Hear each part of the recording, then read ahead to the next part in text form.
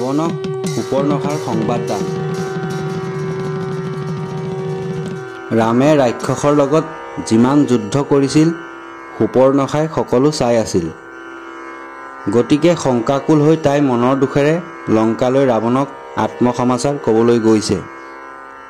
তাই দেখিবলৈ নাক কাণ কটা বিভৎস আকাৰ। যাৰ ঘৰলৈকে যায় তাত সকলোৱে ভয় পায়। তাই খৰ দুখনক খাই এতিয়া ৰাৱণক খাবলৈ গৈছে। ভূপতি ৰাৱণে সভা পাতি বহি আছিল। দেৱতাসকলক লগত লৈ যেন সুৰপতি ইন্দ্ৰহে বহি আছে। সেই সময়তে সুপৰ্ণখাই গৈ দেখা দিলে তাইৰ নাক কাণ কটা কালী মূৰ্তি। সভাৰ মাজত ৰাৱণক গালাগালি দিলে। ৰজা হৈ কেৱল ৰাতিয়ে দিনে শৃংগাৰ কৌতুকত থাকা। সিফালে ৰাক্ষসক বধ কৰিবলৈ ৰাম বনলৈ আহিছে। লগত মাত্ৰ স্ত্ৰীহে, আৰু কোনো নাই। দণ্ডকাৰণ্যত সকলো ৰাক্ষসকে বধ কৰিলে। হাতী ঘোঁৰা একো নাই, কেৱল জানকী আৰু এজন দাস। ৰামে অকলে সকলো ৰাক্ষসকে মাৰিলে।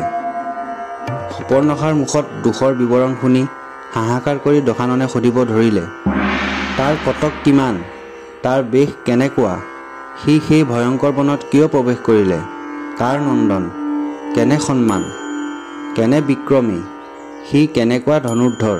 সুপৰ্ণখাই ক'লে, তেওঁ দশৰথৰ নন্দন, পিতৃসত্য পালি বনে বনে ঘূৰি ফুৰিছে। তপস্বীৰ বেশ ধৰি ফুৰিছে, কিন্তু তপস্বী নহয়। লগত পৰমা সুন্দৰী এগৰাকীক লৈ ফুৰিছে। 14,000 ৰাক্ষস বনত আছিল। কেৱল ৰামেই সকলোকে বধ কৰিলে। ৰামৰ কনিষ্ঠ লক্ষ্মণ মহাবীৰ, তাৰ লগত যুদ্ধ কৰিবলৈ কাৰো শক্তি নাই। উৰ্বশী, মেনকা, ৰম্ভাও তেওঁৰ ৰূপত হাৰি যাব। তুমি পুৰুষ সমাজত মহৎ, তোমাৰ লগতে তেওঁ মিলিব। গতিকে তুমি সোনকালে সেই নাৰীক লৈ আনা। সেই ৰামে ৰাক্ষসকুলক যেনেকৈ ইমান সন্তাপ দিলে, তেনেকৈ তেওঁ সীতাৰ শোকত জুয়ে পুৰি মৰক।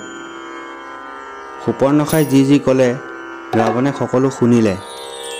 মনে মনে সুন্দৰী সীতাৰ কথা ভাবিবলৈ ধৰিলে।